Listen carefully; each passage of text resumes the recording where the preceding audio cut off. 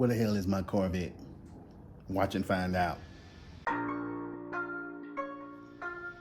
What's up, guys? Welcome back to the channel. It's your boy Jay Reed for Jay Reed's Love of Cars. Go ahead and subscribe if you ain't subscribed. Go on and get that out the way. Now, let's dive right into the video. If you have a 6.6 Corvette, one or two things are going to happen to you. It's not if, it's a when. The first thing is the harmonic balancer wobble. At some point, your harmonic balancer is going to start wobbling and you will need to get that fixed. Number two, if you have an A6 C6 Corvette, eventually you will be left stranded because you won't be able to put that shit in the gear. And guess what happened to me? I wasn't able to put it in the gear. I ended up getting stranded at a gas station because I could not shift my car into drive. Here's what happened. Coming home from work, tried to make it home. I don't know why. Tried to make it home on low gas, didn't make it, stopped at a gas station, pumped gas in the car, and got back in the car, started it up, put it in the gear, and I knew immediately I was screwed. There was no clicking, there was no nothing. It just moved straight on down into drive with no resistance or nothing. I was like, ah, shit, it happened. It happened to me. I never thought in a million years, for some reason, that it would happen to me.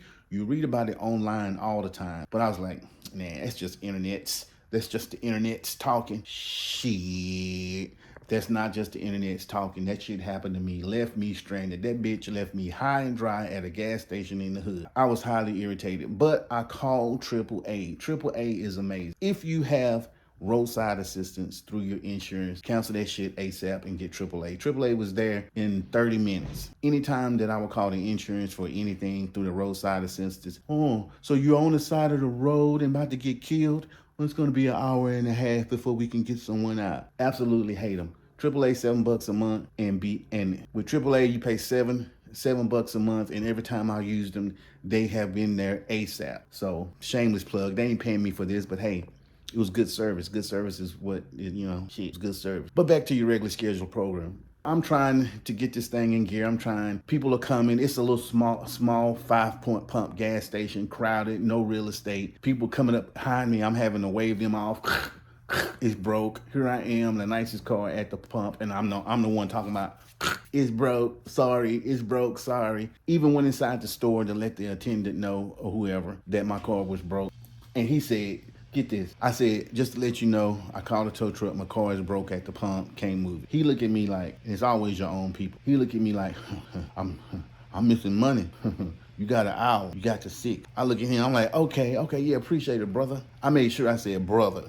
Appreciate it, brother. And the whole time I'm thinking, okay, let's say 6 pass. What are you gonna do? You gonna tow it? Oh, okay, you're gonna tow it. Well, if you can get someone out here quicker than I can, be my guest. Tow the bitch. Didn't even make any sense, but I digress. Now, here's the thing. While I was waiting on the tow truck to get there, I was reading through the internets, and I came across this particular sequence of events that you can possibly do to get it to work. If you hit the accessory button, try to move it into gear with your foot on the brake. If you hear it click, then you're good to go. So you hit the accessory button, then go back to start the car, and then try to put it in the gear. That don't work. You just keep doing that sequence. Accessory button, start the car, try to put it in gear. It didn't work. Tried several times, tried everything, wait until the tow truck came. Tow truck came. Now, this is one thing. When the tow truck came, he was looking for a Cavalier. So when he saw it was a Corvette, he was like, ah. Now, the thing about it is, when I called AAA, I told them, I'm in a Corvette. I need somebody to know what they're doing because it's low. It's like, okay. I get here, dude, expecting a goddamn Cavalier. So they ain't perfect, but hell. So he tries all this stuff. And I know, you ever been in a situation where somebody's trying to tell you about your own car, especially Corvette? I'm like, bruh, I know what's wrong. You're not going to be able to, oh yeah, I've seen this before. It's supposed to be this switch up under here. I'm like, oh my God, just tow it.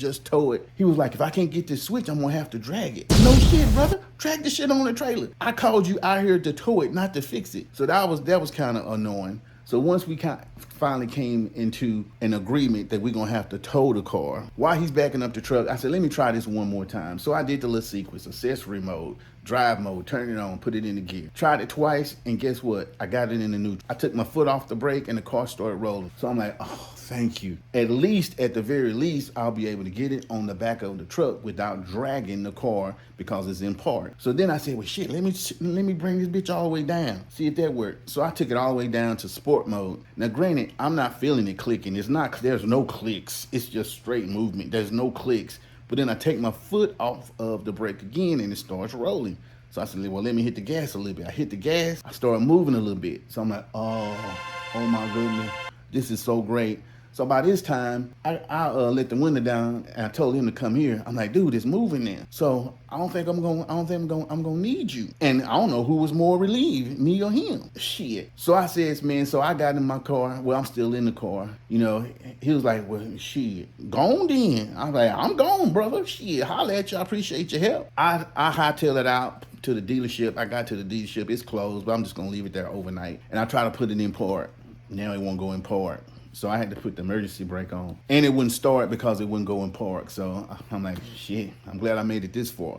Long story short, it's still in the shop. Of course, they're not gonna look at it on the weekends, but he said himself, it's probably the shifter cable. I'm hoping it doesn't cost no more than about $500. I know some people saying, bruh, why don't you just do that yourself? Well, this is my Corvette. I pride myself in taking care of it and not messing it up. This is not a project car. If it was that thing right there, it ain't no way in hell I would take that to the shop. I would try to fix it myself.